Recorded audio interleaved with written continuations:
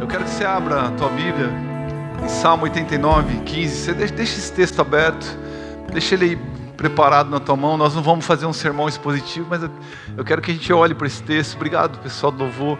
E eu quero começar essa mensagem, porque eu creio que esse tema ele é muito forte, ele é muito impactante e tem a ver com a essência de Deus, tudo que Deus representa. E é muito interessante que Salmo 89 é um salmo relativamente grande, com alguns versículos, e ele tem uma série de momentos, momentos de crise, momentos de adoração, momentos de reverenciar a dignidade, a majestade de Deus.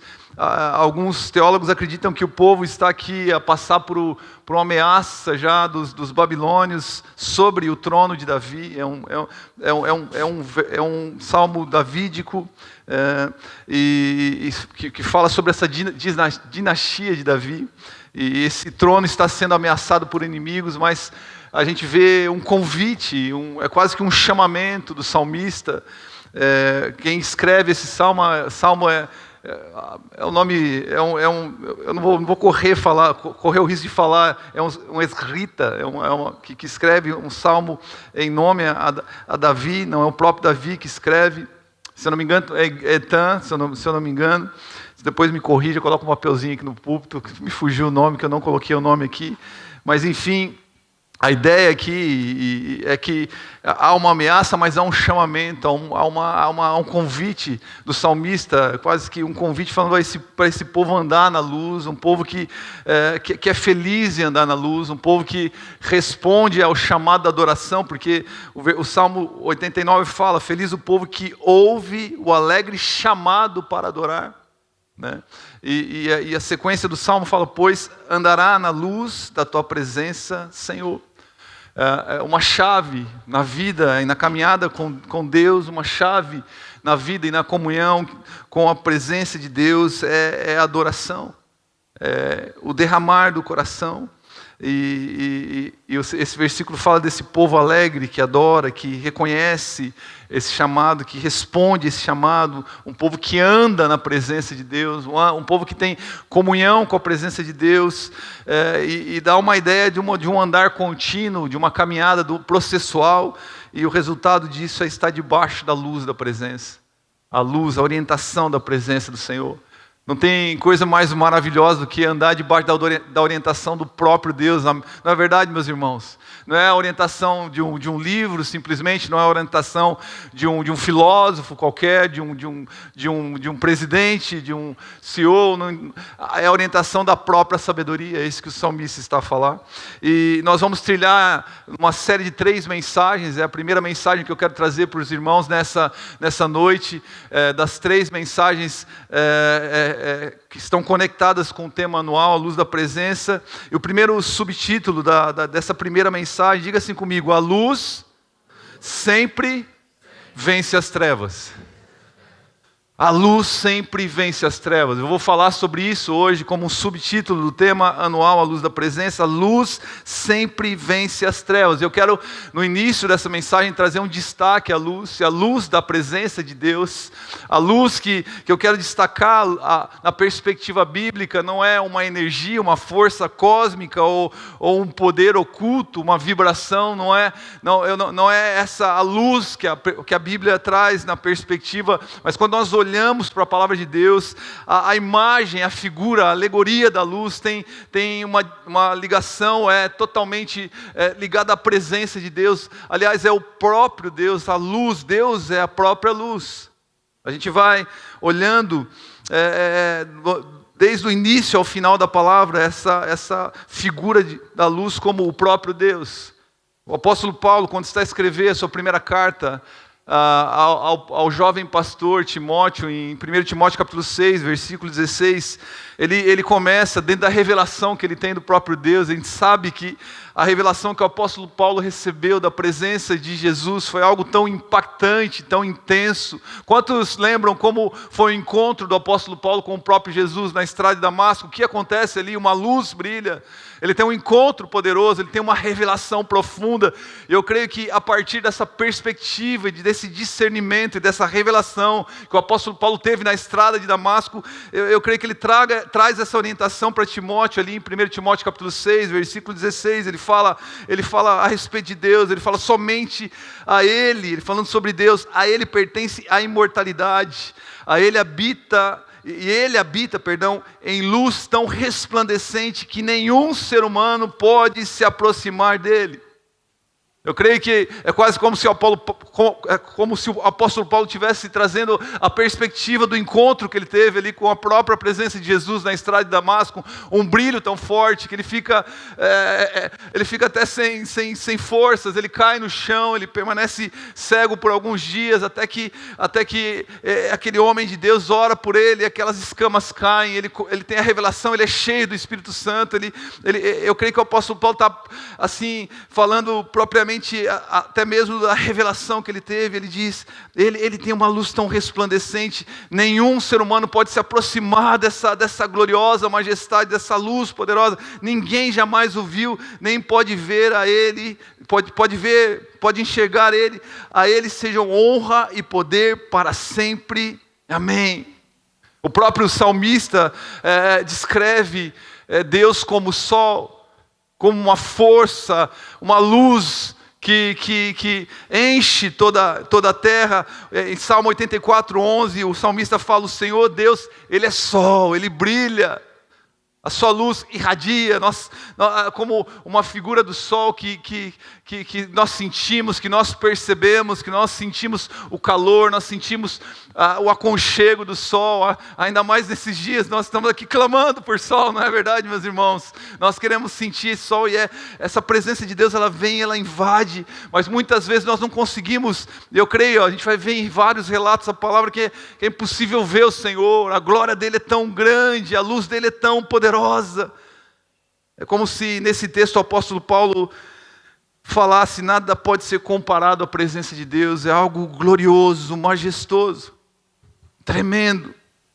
A Bíblia, desde Gênesis, Apocalipse, revela esse Deus como uma luz que é invencível, uma luz que dissipa as trevas, embora as tensões, os contrapontos entre o mundo da luz e das trevas, mas nós vamos ver Deus se manifestando como uma luz vitoriosa. Ali em Gênesis capítulo 1, versículo 3, ali a primeira menção da palavra luz, a aparição da luz, e nós vamos perceber de qual luz o Moisés está a falar, qual é a perspectiva, a respeito de quem Moisés, o escritor do Pentateuco, está a dizer. E ele abre ali no versículo 3 de Gênesis capítulo 1, no momento em que a terra está um caos, há trevas densas sobre a face da terra, mas a palavra de Deus, ela age, ela entra em ação. A Bíblia diz, então Deus disse, haja luz e houve luz. É interessante que quando nós estudamos o relato da criação, nós vamos perceber que os corpos celestes, ali o sol, as estrelas, a lua, eles vão ser criados apenas no quarto dia. E isso ainda não aconteceu em Gênesis capítulo 1, versículo 3, porque a criação vai acontecer no versículo 14. E a gente olha, mas que luz é essa? Que brilho, que intensidade é essa que acontece aqui? Esse haja luz, que luz é essa que aparece em Gênesis capítulo 1, versículo 3? Quando a gente separa as palavras no original do hebraico, a gente consegue entender um pouco mais de que luz é, de quem se trata essa luz. A palavra luz nesse texto, no original hebraico, significa um relâmpago, um brilho intenso, uma luz forte. E a palavra haja significa algo que apareça, seja estabelecido, permaneça como referência. A palavra haja, de uma forma mais simples, significa estar, ficar, estar em. O que estava acontecendo ali, naquele caos, naquela escuridão, naquelas trevas densas, era que naquele momento a luz que brilha é a própria presença de Deus, é Ele quem aparece naquele lugar. É a glória de Deus que se manifesta. a origem de todas as coisas, a luz. E aliás, quando a gente pensa em luz, a gente pensa numa ideia, num insight que muitas vezes acontece. A gente fala, eu tive uma luz, né? A gente usa esses termos para falar sobre uma ideia. E o que acontece ali em Gênesis capítulo 1, versículo 3, é que o grande idealizador, aquele que dá origem a todas as coisas, a luz que rompe com as trevas do caos, da escuridão, da coisa sem forma, sem propósito, de repente a luz vem e começa a trazer propósito a todas as coisas, e Deus começa a formar todas as coisas. A luz dele envolve todas as coisas. Salmo 104, versículo 2, o salmista diz, envolto em luz como em uma veste, ele estende os céus como uma tenda. É interessante quando a gente olha lá para o final da palavra de Deus, a gente vendo esse Deus que se movimenta como luz, como uma luz poderosa. Quando a gente vai lá para Apocalipse capítulo 21, versículo 23, 24, a gente começa a ler a respeito da visão que o apóstolo João tem a respeito da Nova Jerusalém, da terra celestial, onde vai habitar aqueles que são os remidos, aqueles que foram salvos pela confissão em Jesus Cristo. Ele fala em Apocalipse 21, versículo 23 e 24, essa cidade não precisa de sol nem de lua, pois a glória de Deus a ilumina, e o Cordeiro é sua lâmpada. As nações andarão em sua luz, e os reis em toda a sua glória entrarão na cidade. A glória de Deus ilumina. A cidade não precisará, ela não vai precisar de sol, não vai precisar de lua, porque a glória de Deus vai virar. Apocalipse 22, o último capítulo da palavra de Deus, se concretizando a ideia de que a luz aparece desde o primeiro capítulo até o último capítulo da palavra de Deus, do início ao fim a luz prevalece. A luz, ela tem a tônica do poder, da autoridade, da glória, da majestade, da vitória. E no último capítulo de Apocalipse 22, versículo 5, a palavra fala, e não haverá noite, não será necessária a luz na cidade celestial, nessa nova Jerusalém, não será necessária a luz da lâmpada, nem a luz do sol, pois o Senhor Deus brilhará sobre eles, e reinarão para todo sempre. Confirmando a vitória da luz, que a luz se sobrepõe às trevas, a luz traz direção, a luz traz origem, a luz traz propósito, a luz traz clareza. Não há como haver mentira, engano, dúvida, caos, quando a luz brilha. A gente vai perceber essa tensão, embora o aparecimento da luz, a gente percebendo essa luz vitoriosa, mas essa tensão, ela existe em todo o livro, em toda a palavra de Deus, e nos dias atuais, nós vamos perceber daqui a pouco, quando eu falar um pouco mais sobre as trevas, mas a gente vai ver essa tensão entre a luz e as trevas, a luz que aponta para um Deus que é santo, um Deus que é puro, um Deus que é verdade, um Deus que é absoluto em seu caráter, em sua integridade, um Deus que não há sombra de variação, Ele é sim, Ele é não, Ele é um Deus completamente íntegro, as suas palavras e as suas ações estão em completa harmonia. Ele não age em meias verdades, ele não é homem para prometer e não cumprir, ele não trabalha com meias verdades, ele não trabalha com mentiras piedosas, ele é justo. Por outro lado, nós temos um reino das trevas, um reino que oculta, um reino que esconde, um reino que oprime. E essa é uma figura muito clara na palavra de Deus. Quando a gente olha ali em Gênesis capítulo 1, versículo 2 e 3, fala que a terra, porém, estava sem forma e vazia, havia trevas sobre a face do abismo, e o Espírito de Deus pairava por sobre as águas. A palavra trevas aqui é algo muito forte. O significado fala a respeito de uma escuridão absoluta, uma cobertura espessa de trevas, que quase pode ser tocada, algo que é denso. Você já imaginou você num lugar completamente escuro, ao ponto de você não conseguir dar um passo para o lado? E pior ainda, quem tem medo de escuro, piora a situação, meu irmão. Eu sei que ninguém tem medo de escuro aqui, todo mundo é corajoso aqui, hein? Se apagar a luz aqui, sair, só ficar um aqui, todo mundo vai levantar corajoso aqui. Hã? Mas quem já esteve num quarto escuro ali, numa sala, ou você dorme num lugar diferente do que você está acostumado, você num quarto da casa de um amigo, você levanta, de repente você está tudo escuro, você está perdido, você está sem referência porque não há luz. Aquele lugar não é familiar para você. De repente você levanta e dá um chute naquele móvel, você dá uma cabeçada na parede. Ainda mais eu que sou alto, eu já ando assim por natureza, meu irmão. Eu já dei tanta cabeçada em lugar baixo que, ainda mais nas portas aqui que são de 2 metros, algumas são baixas. Nós quebramos aquela parede ali, glória a Deus, que antes eu tinha que passar por baixo. Mas no escuro, quando você não conhece o lugar, quando não conhece o sítio, você fica sem referência, falta luz. Imagina uma escuridão. E quando a gente vê essa mesma palavra de trevas, essa mesma palavra, essa escuridão densa, essa escuridão quase que você consegue tocar, algo muito forte.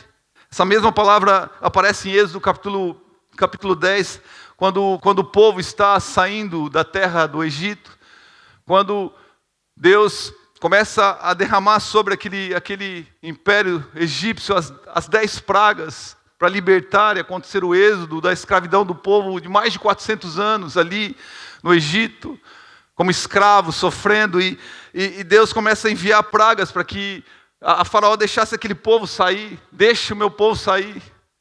E na 9ª praga, a palavra fala em Êxodo capítulo 10, versículo 21 e 23, que veio sobre uma praga, sobre a terra do Egito, e essa era uma praga da escuridão, a 9ª praga, e o texto fala: o Senhor disse a Moisés, estenda a mão em direção ao céu, e a terra do Egito ficará coberta de escuridão tão densa, que poderá ser apalpada.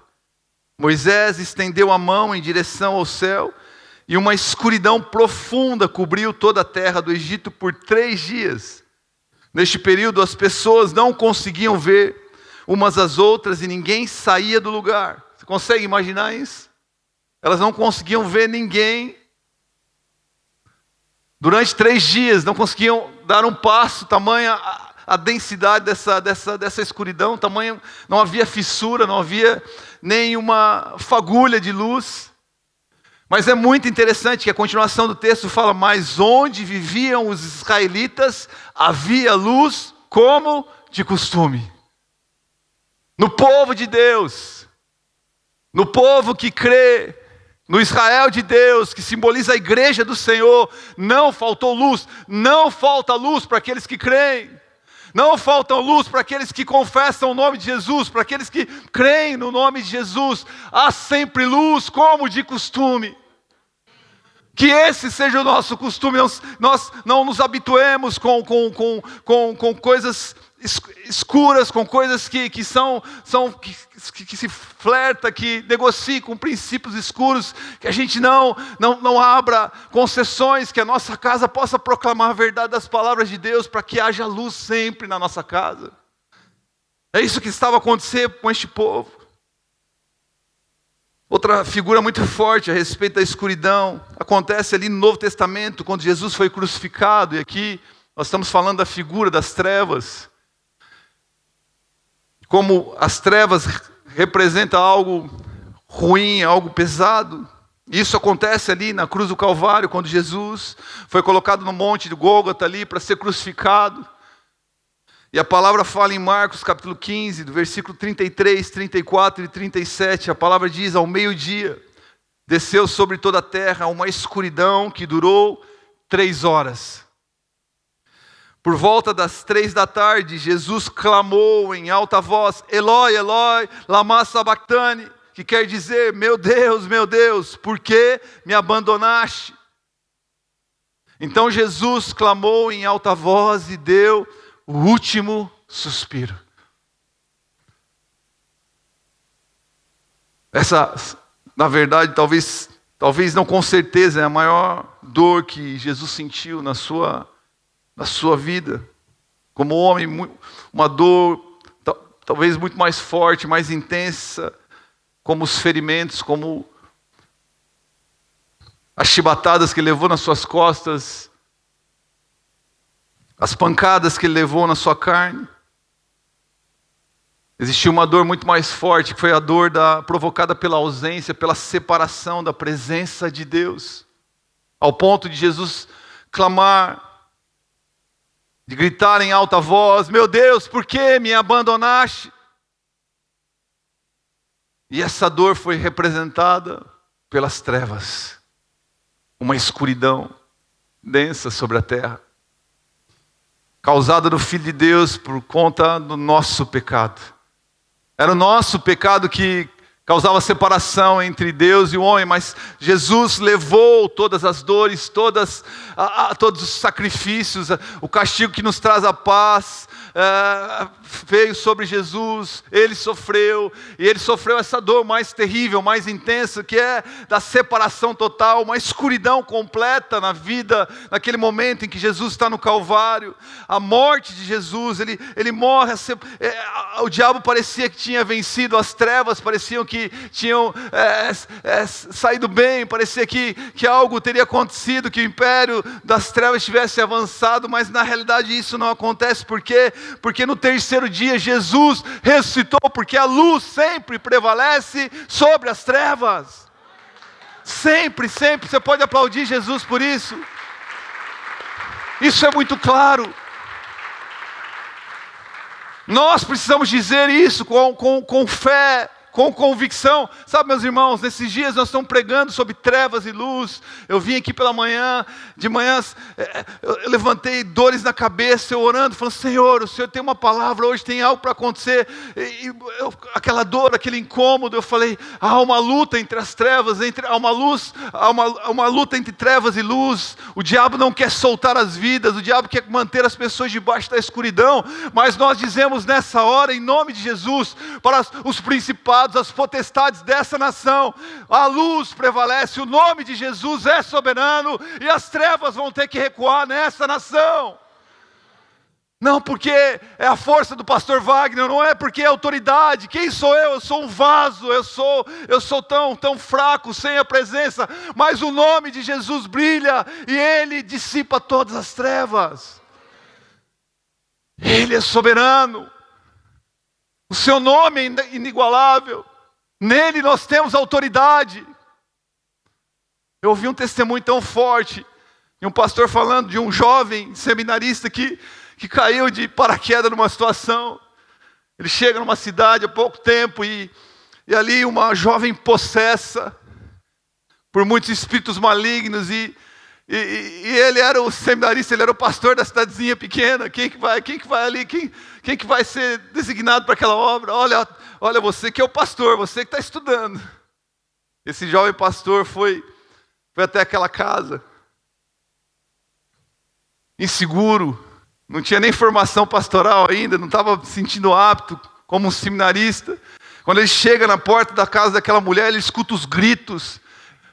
O osso dele já treme, não é nem a pele que treme, o osso dele treme por dentro. Ele está inseguro. Quando ele entra na casa, é um testemunho que eu ouvi, achei muito forte, um pastor que contou. Ele vai em direção a essa mulher possessa, agressiva. Essa mulher lhe dá um soco na cara, esse jovem cai no chão. E ele falou para esse pastor, que conta o testemunho, que ele ficou durante 1 hora caído no chão. E muitas coisas passaram sobre a mente daquele jovem. As acusações, os pecados, ele começou a rasgar o coração dele. Aquela mulher endemoniada rodando a casa, gritando. E ele disse que se lembrou da passagem de Sansão, junto àquelas colunas, mesmo depois do pecado. Ele falou que foi essa figura que veio na mente dele. Ele começou: Senhor, eu sei que eu sou pecador, eu sei que eu sou um vaso frágil, mas eu sou teu servo. Se aprove ao Senhor, me usa, Senhor. E ele sentiu a presença de Deus enchendo o seu corpo, a autoridade de Jesus tomando o seu corpo, a luz enchendo a sua mente, a autoridade do nome de Jesus. Esse jovem fala que ele ficou em pé, e diz que a hora que ele levantou, quando ele se levantou, ele dá uma palavra para aquela mulher possessa, para aqueles espíritos malignos. Naquele momento diz que aquela mulher cai do chão, completamente rendida. Porque ele se ajoelhou diante de Deus. Diante de Deus nós nos ajoelhamos Mas diante do Satanás nós nos levantamos com autoridade, na autoridade do nome de Jesus. Porque a luz vence sobre as trevas. Escute bem, Satanás, a luz vence as trevas. Escute, demônios, a luz vence as trevas. Se existem pessoas dominadas por pensamentos malignos, eu quero te dizer nessa noite, a luz de Jesus dissipa toda a treva.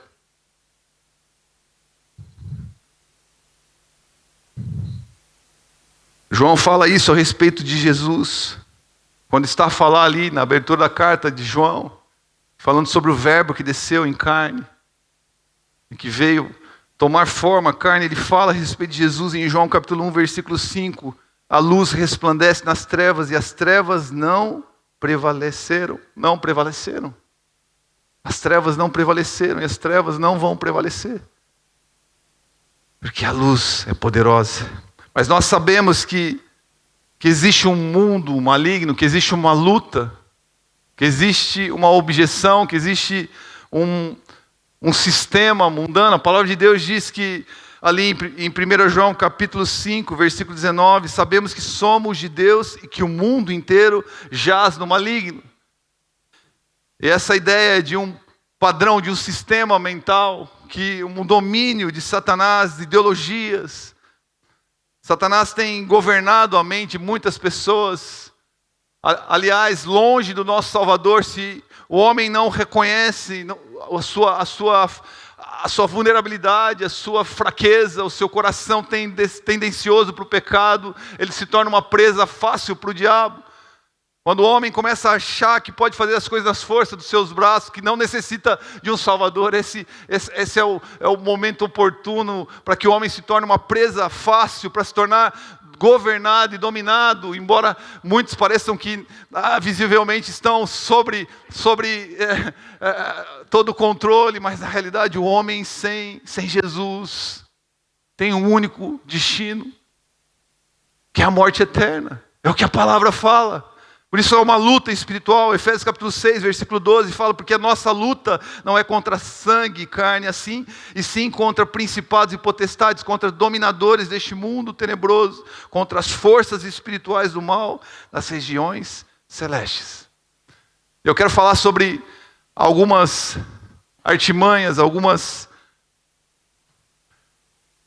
produtos das trevas, o que as trevas na figura do próprio Satanás podem produzir na vida de muitas pessoas. Primeiro, para eu não perder o tempo aqui, tem coisa para eu falar, eu quero ser fiel ao tempo para não correr aqui. O primeiro ponto é que as trevas produzem engano. As trevas produzem engano. O diabo, ele é perito em enganar as pessoas. Ele é o enganador, ele é o mentiroso, ele é um charlatão. Ele promete algo belo e lindo, entrega podridão. O caminho de Satanás é morte. Ele é bandido desde muito tempo. Ele é asqueroso. Ele é enganador. Mas ele foi derrotado na cruz do Calvário.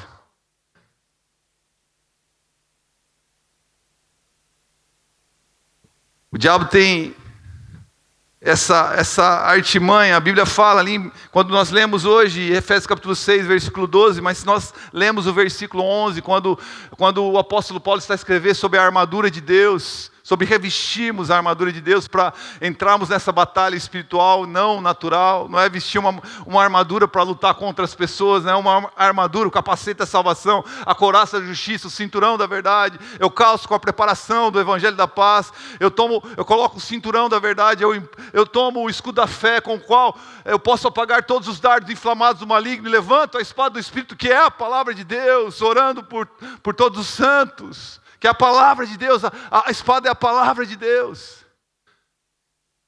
É sobre essas peças da armadura. Falando a respeito de uma luta contra um diabo que tem ciladas. Eu não sei se a gente pode projetar esse versículo. Efésios capítulo 6, versículo 11, fala que o diabo a palavra fala, vistam toda a armadura de Deus para poderem ficar firmes contra as ciladas do diabo. Porque o diabo tem várias ciladas, vários engodos, várias artimanhas, várias estratégias.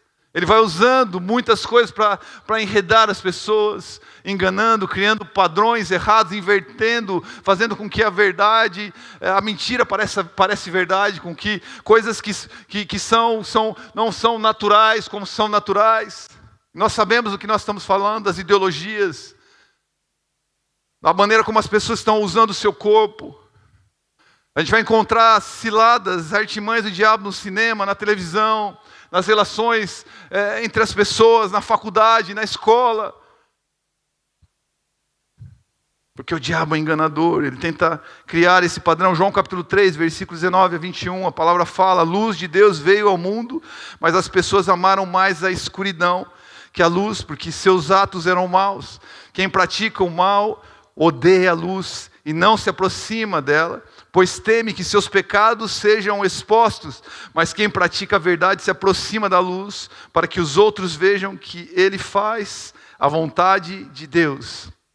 Na realidade, esse pensamento controverso, enganoso, que muitas pessoas pensam e agem: eu não vou para aquele lugar, eu não vou para a igreja, eu não vou dar ouvido àquilo que o meu pai está ensinando através da palavra, porque muitas vezes, na realidade,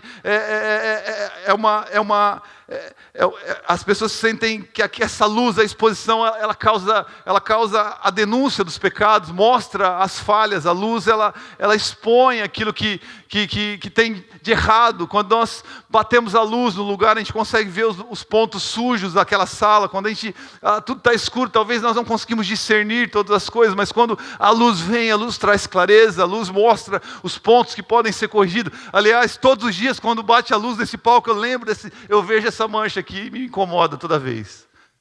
Eu falei: caiu vela aqui. Se alguém souber como resolve isso aqui, porque toda vez que a luz bate aqui nesse tapete, eu olho para essas gotas aqui, e isso denuncia que não está legal aqui para mim. Aliás, quando eu estou andando aqui pelo púlpito aqui, às vezes tem um papelzinho no chão, eu vejo aquilo, me incomoda. Eu fico pensando: poxa, não está legal, está sujo, está bagunçado os fios, a luz denuncia, a paleta está aqui, o músico deixou caindo essa paleta, eu vou tirar para ele. Eu tenho toque. A luz revela coisas que estarão escondidas. Se tivesse tudo escuro aqui, muita coisa passava batido. Mas quando a luz vem, traz noção, traz clareza. E isso muitas vezes incomoda as pessoas, porque as pessoas não querem ser expostas, elas não querem que as suas mazelas, as coisas aparentemente danosas não apareçam. Elas não querem que elas pareçam ser mentirosas, elas não querem parecer ser inconsistente em falar e não cumprir. E a palavra, ela é como uma espada que confronta, que divide o que é bom e o que é mal, que traz correção. Tem algumas pessoas que eu já ouvi, que deixaram de vir à igreja, ou às vezes vem a esposa sozinha, ou vem o marido, porque às vezes o marido, a esposa fala para mim: não, pastor, ela não vem porque ela se sente incomodada nesse lugar. A pregação me confronta, me ofende. Eu não me sinto bem naquele lugar, porque parece que o pastor está falando da minha vida, você está contando para ele. Você fala lá no aconselhamento e o pastor prepara uma palavra para ele, para me cutucar. Não tem nada a ver, não é nada disso. Porque a palavra, ela confronta. E é um engano, um engodo da mente. Preferir fugir do que, de fato, lidar com os problemas. Trazer resolução. Basicamente, o que está acontecendo ali em Romanos, capítulo 1, do versículo 18 a 32, o apóstolo Paulo fala sobre uma geração promíscua, uma geração que começa a inverter as coisas, que nega a palavra de Deus, que resiste à palavra de Deus. Uma geração que caminha por caminhos escuros, com trevas terríveis. Depois você pode ler esses versículos, eu não tenho tempo para ler sobre esses versículos de Romanos, capítulo 1, versículo 18 a 32, mas o apóstolo Paulo começa a descrever um povo que está debaixo do engano, que está debaixo de várias fortalezas de mentira, pessoas que estão numa vida tão pecaminosa que o pecado se tornou cauterizado, elas já não sentem mais o que elas estão fazendo, elas acham que aquilo que elas estão fazendo é o certo, já não tem mais remorso, já não tem mais arrependimento. E o apóstolo Paulo diz a respeito desse povo, em Romanos capítulo 1, versículo 31, ele fala: vocês são insensatos, desleais, insensíveis, vocês perderam a sensibilidade, vocês perderam o senso de misericórdia, vocês não se arrependem mais, vocês estão cegos pelo pecado, estão presos por laços de engano, por isso não conseguem mais reconhecer a verdade. 2 Coríntios capítulo 4, versículo 4, fala: Satanás, que é o Deus deste mundo, foi quem os cegou, quem os tornou incapazes de verem a luz gloriosa das boas novas e de compreender a maravilhosa mensagem da glória de Cristo, que é a imagem de Deus. Basicamente, como eu disse no início da mensagem, o que aconteceu com o apóstolo Paulo, que estava cego, que perseguia os cristãos, que conhecia a palavra, sabia grego, hebraico, estudou aos pés de Gamaliel, tinha um conhecimento profundo das Escrituras, mas estava cego pela religiosidade, não conseguia perceber as verdades, a revelação da palavra, mas um dia a luz brilhou sobre a vida dele, e de perseguidor ele se tornou perseguido. E de um homem que recebia cartas do Sinédrio para perseguir cristãos, agora ele escreve cartas do céu para fortalecer a igreja do Senhor, porque a luz brilhou sobre a sua mente. A revelação chegou na sua mente. Que Deus nos livre do engano. Que nós conheçamos a palavra de Deus para que não caiamos nos engodos, nos enganos, nas falsas pregações, os falsos profetas. A palavra fala que o povo perece por falta de conhecimento, e que não falte o conhecimento, o entendimento da palavra, para que nós tenhamos sabedoria. A Bíblia é inspirada por Deus, a palavra diz, para ensinar, para corrigir, para exortar, para que nós não caiamos no engano das trevas. Como alguns pensamentos, todos os caminhos levam para Deus. O importante é a energia. Aliás, tem um colega, né, que já dei uma Bíblia para ele, está lendo a Bíblia. Mas ele fala: às vezes eu ando descalço para sentir a energia da terra, para eu me conectar com a força da mãe natureza. A árvore de Deus, a planta, abraça a árvore ali, estou com uma sinergia, que é tudo que eu preciso é a árvore. Meu irmão, só existe um caminho. Jesus Cristo é o único caminho, a verdade e a vida. Ninguém vai chegar ao Pai senão por Cristo Jesus. Deus é amor, pastor, Deus é paz. Venham todos. Para que confronto? Para que julgar? Menos julgamento. Não é sobre julgamento, é sobre o filtro da palavra de Deus que nós tratamos as coisas. É a palavra que é a régua que delimita as nossas condutas, não é a carta da Igreja Nova Aliança de Aveiro, a lista de leis que devem ser seguidas pela instituição religiosa, Igreja Nova Aliança. Não, a nossa régua, a nossa instituição, a nossa verdade absoluta é a palavra de Deus. É ela que dirige os passos, é ela quem delimita o lugar o que nós vamos falar, o que nós vamos fazer, como vamos tratar as pessoas ao nosso lado. É a palavra de Deus, é ela que nos traz clareza, é ela que nos ajuda a discernir os enganos, as falácias, o legalismo e o relativismo, que é o grande câncer de muitas igrejas, porque a palavra de Deus, o Evangelho, não é nem legalismo e nem relativismo, Não é sobre colocar as pessoas dentro de uma caixa e doutrinarmos elas como um robô, como uma marionete. E nem também faz tudo, vem todos. Vem desse jeito, faz o que quer. O que bem entender. Não é nem isso, nem aquilo, meu irmão. Existe um equilíbrio na palavra de Deus. Existe ordem na casa de Deus. Decência na casa de Deus. Tempo atrás nasceu um ministério que chamava Jesus School. Jesus é fish. Jesus é legal, já nasceu morrer, já nasceu, é assim, Jesus é legal, vem, Jesus é legal. Jesus é fish. Uma das idealizadoras dessa ideia passou poucos dias e se desviou do caminho do Senhor. Porque a palavra de Deus precisa ser levada com seriedade, com intensidade. Jesus, Ele ama as pessoas, mas Jesus odeia o pecado. Jesus ama as pessoas, mas Jesus confronta o pecado. Aliás, quando nós pregamos o Evangelho, eu sempre digo isso aqui, meus irmãos, que o Evangelho produz duas coisas: ou o Evangelho ofende as pessoas e faz com que elas virem as costas para Jesus, ou a pregação do Evangelho produz outro efeito poderoso, que é arrependimento. O Evangelho produz ofensa, ou o Evangelho produz arrependimento.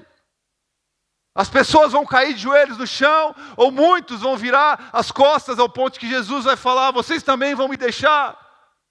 Muitos deixaram Jesus. Duras palavras o mestre está a dizer. É dura a pregação dele. E é o conhecimento de Jesus que vai nos livrar do engano. As trevas também, para eu correr aqui. Vocês me escutam com pressa agora, escuta correndo também. Diga assim comigo: o segundo efeito das trevas. As trevas produzem medo. Eu sei que alguns aqui, poucos, já tiveram medo da escuro. Eu morria de medo do escuro, meu irmão.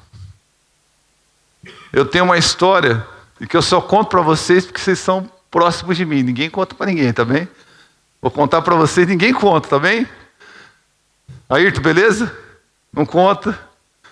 Essa história é muito constrangedora para mim, tá bem? Vou contar uma das histórias constrangedoras da minha vida. Essa é a primeira, depois tem outras. Mas quando eu tinha tanto medo, eu acho que eu já contei aqui, mas quem não ouviu, quem já ouviu, ouve de novo. Humberto já ouviu, que está desde o começo, que talvez já ouviu. Mas eu tinha tanto medo, quando eu tinha 12 anos de idade, eu estava tomando banho na casa de banho ali, e tinha um amigo, meus pais não estavam em casa.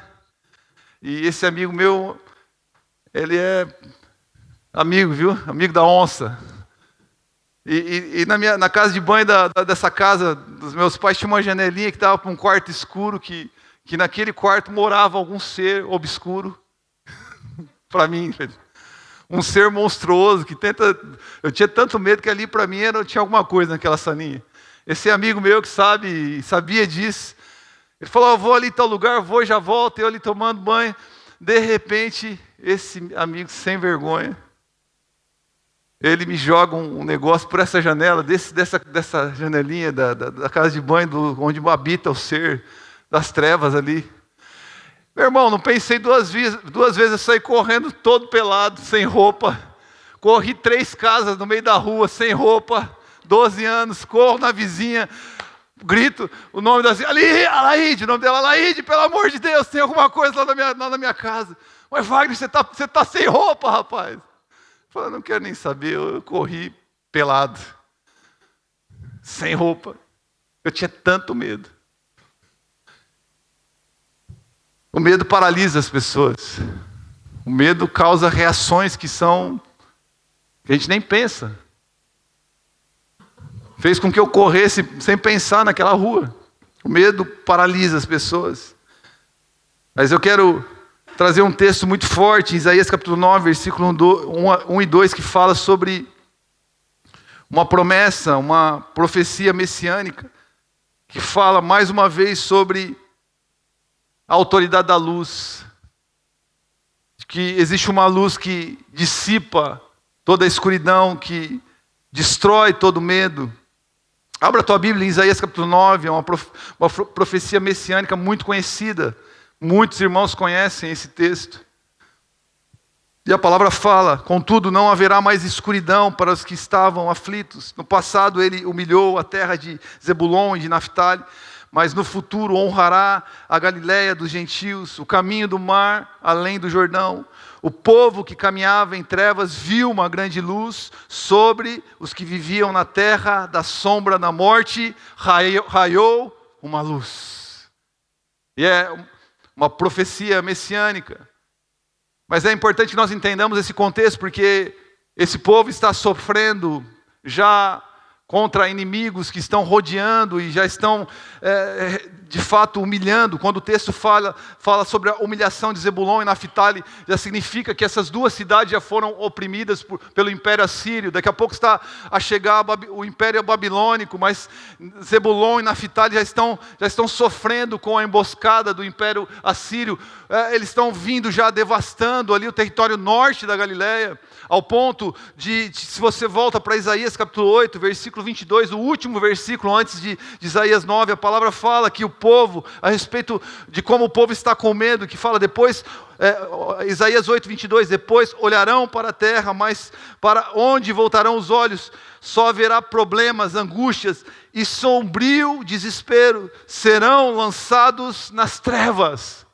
Havia um temor, um medo no coração daquele povo.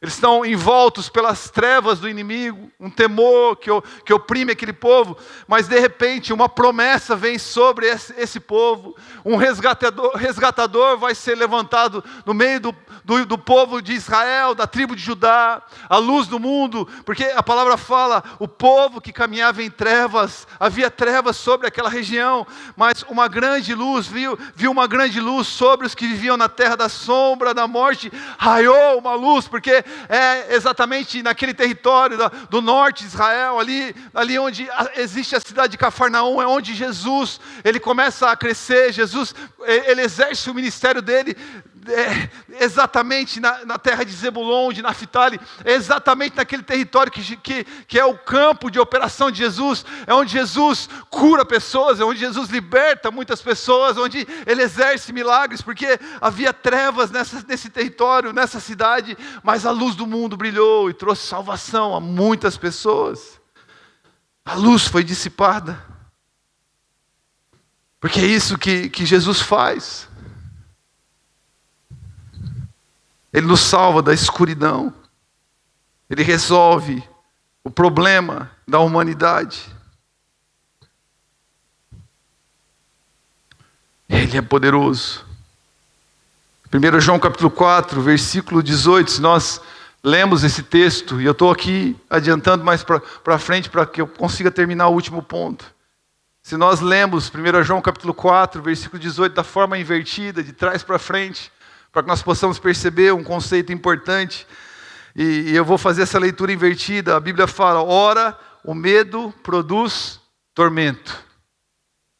Fala assim comigo, o medo produz tormento. A palavra tormento significa aqui no texto, ausência de paz. Não há paz, não há tranquilidade. O medo causa uma agitação, uma ansiedade. O medo causa um desespero. O medo é a antessala de sentimentos que vão te conduzir para a depressão, para a insegurança. Mas existe uma chave nesse texto, porque a outra parte do texto fala, no amor não existe medo, antes o perfeito amor lança fora todo o medo. E nós sabemos que Deus é amor. Quando nós estamos conectados com a presença de Deus, quando nós estamos próximos da presença de Deus, quando nós estamos tendo comunhão com Deus, nós estamos num lugar de segurança. Nós somos guardados contra o medo, a insegurança, a ansiedade. Basta nós invocarmos o nome de Jesus. Basta nós invocarmos o nome do Senhor. Talvez esses dias você está vivendo debaixo de uma opressão, de uma ansiedade, de temores, medo do futuro, medo se o dinheiro vai dar, medo se o teu relacionamento vai ficar sustentável, medo do que vai acontecer com os teus filhos. Ah, meu irmão, quantas vezes eu tive medo quando eu cheguei aqui em Portugal. Nós estamos aqui há 4 anos.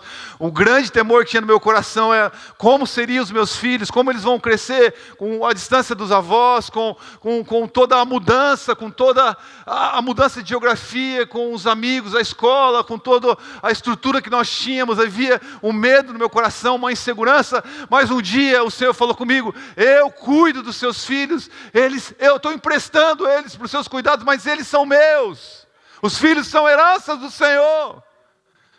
Naquele dia, a paz do Senhor me envolveu. A graciosidade do amor de Deus me abraçou. Eu não sei se está a passar por dias de medo, um medo que está te paralisando. Pensa aí. A presença de Deus está aqui. O amor dele está aqui neste lugar. E esse amor lança fora todo medo. Ah, com quem que eu vou me casar? O Senhor cuida de todas as coisas.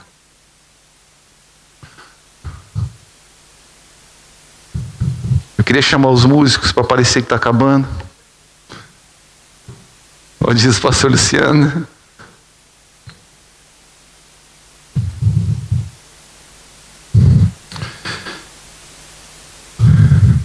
As trevas também produzem isolamento.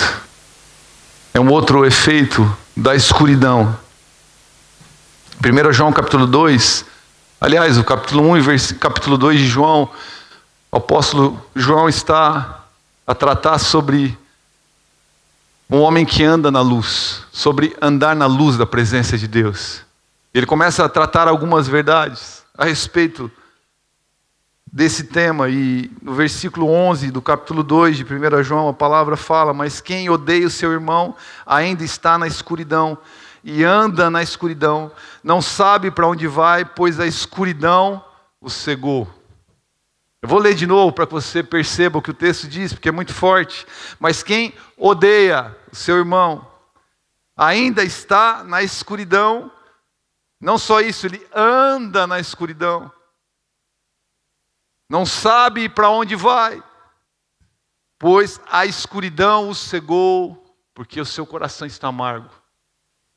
Porque a brecha da divisão está presente no coração, instalado na mente, no coração dessa pessoa, ao ponto do apóstolo dizer que essa pessoa está sem direção, essa pessoa está desorientada, ela está perdida na sua escuridão, o seu coração está fechado, preso talvez na sua própria justiça, no seu próprio orgulho, que diz: eu não vou mais falar com essa pessoa, ela senta na direita do templo, eu sento na esquerda, ela está no banco daquele lado, eu vou para aliás, eu não vou mais no culto à noite, agora eu só vou vir de manhã, porque eu descobri que esse cabra safado vem à noite, com perdão da palavra. E eu quero que o pastor transmita esse culto para eu ver, para eu assistir a transmissão, para eu ver a cabecinha dele na reunião. Eu vou no outro culto.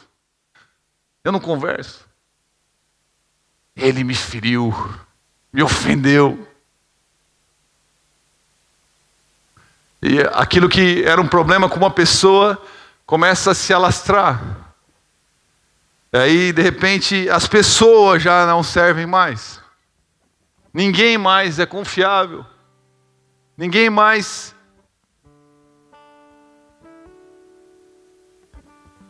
eu já não confio meu coração para ninguém. Ah, aquela pessoa me feriu, aquele me enganou, então a partir de hoje eu vou me fechar. Essa é uma reação, mas a outra reação é uma ainda também ruim e péssima, que alguns se fecham, mas outros procuram parceiros, não para resolverem o problema, mas para reclamar, para fofocar, para criar divisões. Contam só a sua versão. Fulano, Stephanie falou isso.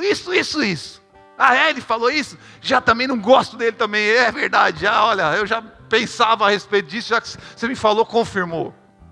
E agora a escuridão estava aqui, agora a escuridão está aqui, a escuridão começa a se espalhar, começa a se alastrar.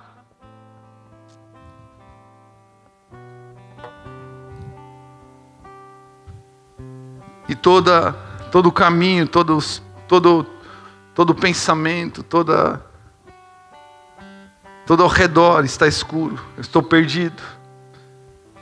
Mas existe uma solução para que esse problema seja resolvido. Eu quero ler 1 João, quando a gente volta, o capítulo 1, versículo 7.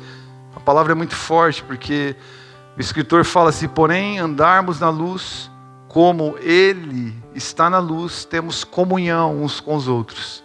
E o sangue de Jesus, o seu Filho, nos purifica de todo pecado. Se, porém, andarmos na luz, como Ele está na luz, nós temos comunhão uns com os outros. O que o apóstolo está a dizer é que quando nós temos comunhão com a presença de Deus, nós teremos comunhão com os nossos irmãos. Porque o sangue de Jesus nos purifica, é o elo dessa aliança. Porque o sangue de Jesus fala de um sacrifício na cruz do Calvário que nos perdoou quando nós éramos pecadores. Quando nós não éramos dignos de perdão, Jesus vem, se derrama na cruz do Calvário. E mesmo na nossa vergonha, na nossa ignorância, na nossa intolerância, Jesus vem como um servo humilde, como um cordeiro mudo. E Ele nos amou. E hoje nós podemos amar. Nós amamos porque Ele nos amou primeiro. É esse sangue que nos habilita, que nos capacita a vivermos em comunhão com os nossos irmãos. O nosso coração tem a tendência de rejeitarmos, de isolarmos, de lançarmos fora as pessoas.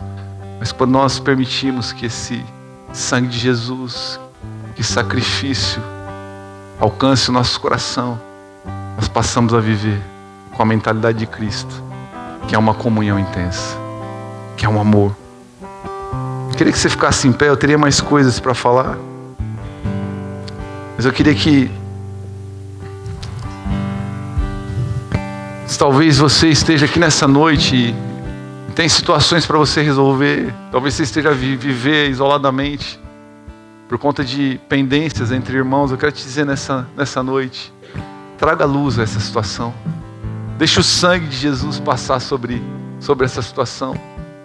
Mateus 5, 23 e 24 fala: portanto, se você estiver apresentando a sua oferta diante do altar e ali se lembrar de que seu irmão tem algo contra você, deixe a sua oferta ali diante do altar e vá primeiro reconciliar-se com seu irmão. Depois volte e apresente a sua oferta. Mateus 18, 15 fala: se o seu irmão pecar contra você, vá e a sós com ele, mostre-lhe o erro. Se ele ouvir, você ganhou o seu irmão. A comunhão com os nossos irmãos é vontade de Deus, é o propósito de Deus. Não fuja da comunhão, mas fuja da amargura, do ódio e do isolamento. Peça perdão, libere perdão e ande na luz. Quando nós nos reconciliamos, nós passamos a andar na luz. Não há nenhuma pendência. Eu posso olhar nos olhos do Marcelo: Marcelo, está tudo bem, nós estamos juntos, nós caminhamos juntos.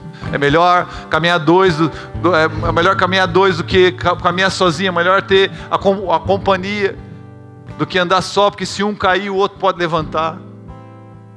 Então, meu irmão, valorize a comunhão, acerte. Se o acerto que você precisa fazer nessa noite está do seu lado, está fácil de resolver. Se o acerto não está aqui, faça um voto no seu coração e quando chegar em casa, resolva as pendências. Mas ande na luz. Eu queria que nós cantássemos essa canção. Depois eu queria orar com os irmãos rapidamente, amém?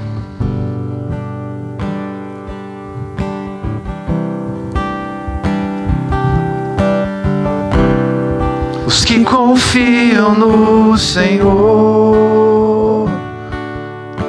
são como os montes Sião, que não se abalam.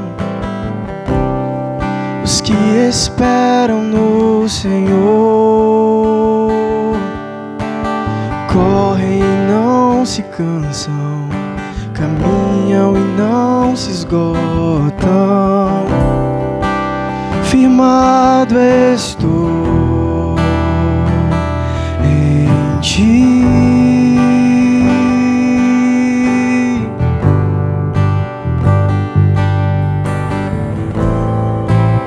A tempestade vem e é você que me sustenta. E é você que me sustenta. Queria que você fechasse os teus olhos rapidamente e que nós pensássemos, né? Falamos que as trevas produzem engano, medo, isolamento. Eu não sei quais desses sentimentos, dessas prisões talvez estejam oprimindo teu coração. Talvez não seja nada tão abrupto como alguém que está fora da igreja, mas às vezes tem alguns sinais na tua alma, no teu coração, que podem estar aí causando um afastamento com a comunhão de Deus. Você tem dúvidas, tem pensamentos muitas vezes incrédulos, você questiona o que a palavra de Deus diz, alguns padrões de engano. Se você tem vivido debaixo desse pensamento, comece a orar, comece a colocar a tua mente diante do Senhor. Talvez você está vivendo debaixo do medo, situações que estão te paralisando, decisões que você precisa tomar, atitudes que você precisa agora tomar nesses dias, mas você tem medo, você tem insegurança, você não consegue agir, você está paralisado diante daquela situação que você precisa fazer, decidir, planear, agir, mas você não consegue sair. Eu não consigo, Deus. Eu estou com medo, eu estou inseguro, eu estou com medo do meu futuro, eu estou com medo do que vai acontecer com os meus filhos, com a minha esposa. Meu irmão, o verdadeiro amor lança fora todo medo. Clame pelo amor de Jesus, ore para que o amor te batize agora, que o amor encha o teu coração, desde a planta dos seus pés até o mais alto da sua cabeça, que o amor do Senhor vem sobre a tua vida. Talvez você esteja aqui com relacionamentos quebrados, situações que você precisa resolver. Resolva isso, faz aí um compromisso no teu coração, mas não fuja da comunhão, fuja da divisão, fuja do isolamento, porque o Senhor te fez para viver em comunhão. Queria que você fechasse os teus olhos. Vou deixar aí que 1 minuto você comece a orar, a falar com o Senhor, abrir o teu coração.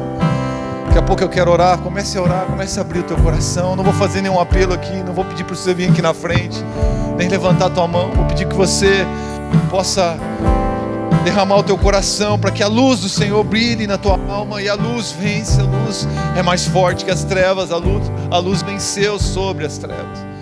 Oh Jesus, oh Jesus, Jesus,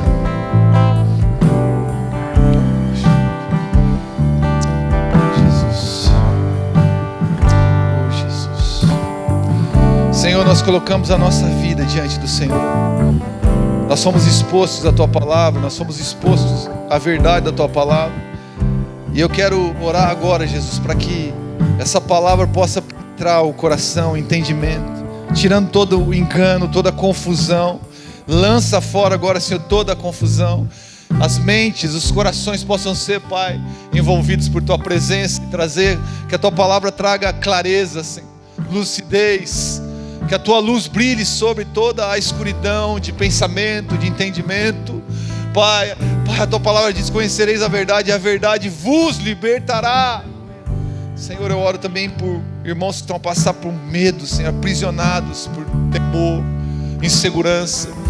Senhor, agora, Senhor, batiza essas pessoas com teu amor.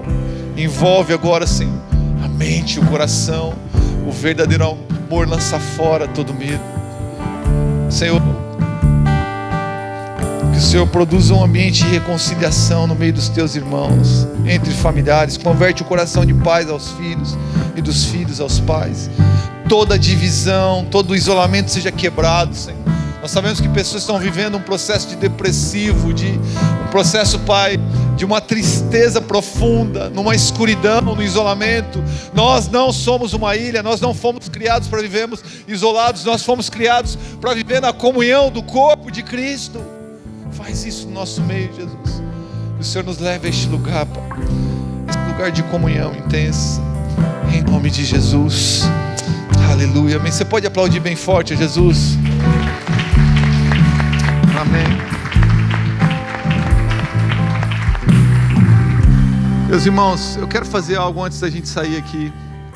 Eu creio que o Senhor tem um ano muito especial para nós. É um ano onde nós vamos ter muitas experiências com a presença de Jesus, na presença de Jesus. E essa presença vai trazer clareza para os nossos passos, como igreja, como família, como corpo. Eu creio que os momentos, daqui a pouco a gente vai ter os 21 dias de jejum e oração, nós vamos anunciar daqui a pouco. Nós vamos ter movimentos como igreja aqui.